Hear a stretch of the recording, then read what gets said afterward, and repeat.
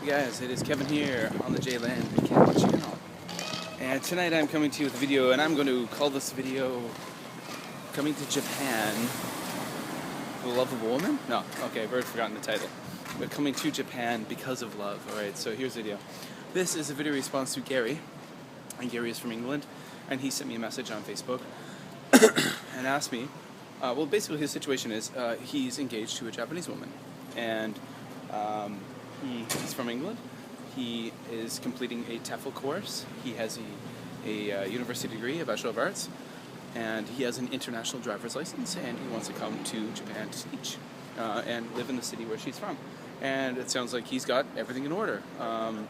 Very smart of him to get the international driver's license beforehand. Very smart of him to get the TEFL certificate. He's got his BA, so he has a degree, which means he can get himself a proper teaching or a teacher's license, or visa, sorry. Yeah, so that's cool. I would suggest he, starts hunting for work from abroad, but at the end of the day, that's kind of tough. Most schools in Japan would rather you be on the ground when they hire you. So he asked me, is it to his advantage that he has a fiance, a Japanese fiance, who is in Japan? Absolutely, in many ways. I came to Japan in the very same situation. I'm married to a Japanese woman, but when I came to Japan, we were engaged. Now, I was able to secure a job before I came here, but even if you don't, how is it beneficial to have a Japanese fiance?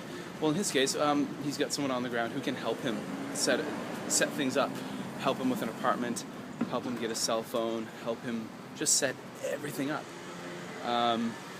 Also, when he's applying for jobs, I think if he mentions the fact that he is engaged to a Japanese woman who lives in that city, and he plans, they're getting married and he plans to live there, they're going to look at him as a more secure investment.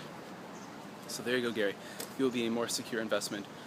A lot of people who come to Japan and Korea and places like this to teach come for a short time. They're here for a good time, not a long time. Some people do stay for a long time, but most don't. And a lot of schools are often very skittish when they think that you might not be someone who would last a long time. Initially, you'll be hired for a one-year contract, and often they'll be worried that you wouldn't complete that. But if they think that you might be someone who would actually possibly work for multiple years, that makes you much more enticing. That makes you more stable. That makes you more appealing and marketable. Other advice I will give to you. Once you get here, don't diddle-daddle too long. It costs you money to be here. It's expensive. So you gotta save money to get here. You gotta have some money before you get here while you do your job hunt. Jump at an initial opportunity. I would recommend. I would say jump at an opportunity because you need to pay the bills, right? You need to pay the bills. Even if it doesn't seem like an ideal opportunity, jump at initial opportunity. So, you get a job and you're like, oh, this doesn't seem to fit me. Take the job, even if it doesn't fit you, and that's a paycheck. And once you get that job, look for something better, okay? That company will want you and need you, so they will sponsor you for a visa. And once you have your visa, and I'm not just suggesting everyone jumps off a company just to once they get their visa, they take a job just to get a visa. But maybe sometimes that's beneficial to you. So don't be too picky. Take a job, even if the pay isn't so great. If you're having trouble finding them, and then once you have your paycheck, you get your visa. Then look for something better. Maybe, who knows, Gary?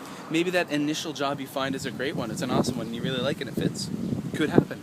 Now, what's really great about having your international driver's license before you arrive is that some jobs, if they're ALT jobs, you work for an ALT dispatch company, may require you to drive. You may have to drive, if you're working in kind of more of a rural area, you might have to drive between schools.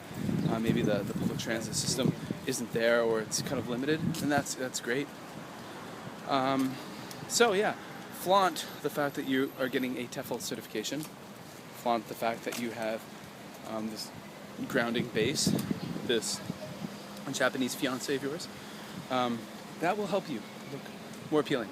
Absolutely. Now, I'm going to give you another piece of advice. Try not to be too reliant on your fiance, because that's what happened to me, and that's come back to bite me. When I arrived in Japan, see, my wife moved to Canada before we lived in Japan, and the day she arrived in Canada, I was waiting for her at the airport, and I had her cell phone for her. I had an apartment, furnished apartment. I'd come back from Korea. I got our apartment set up, and the lease signed, and I bought all the furniture, and I had it all set up. I had everything set up for her.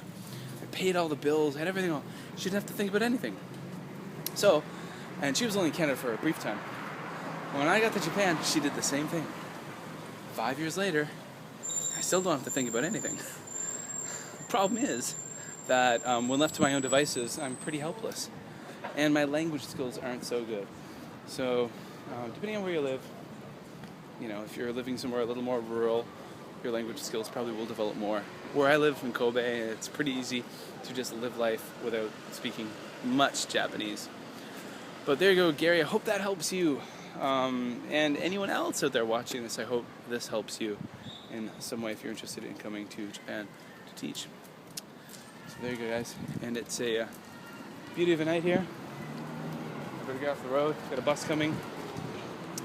It's a gorgeous night here in Kobe, and it's Friday. So, you guys have a great weekend. Take care. See you later.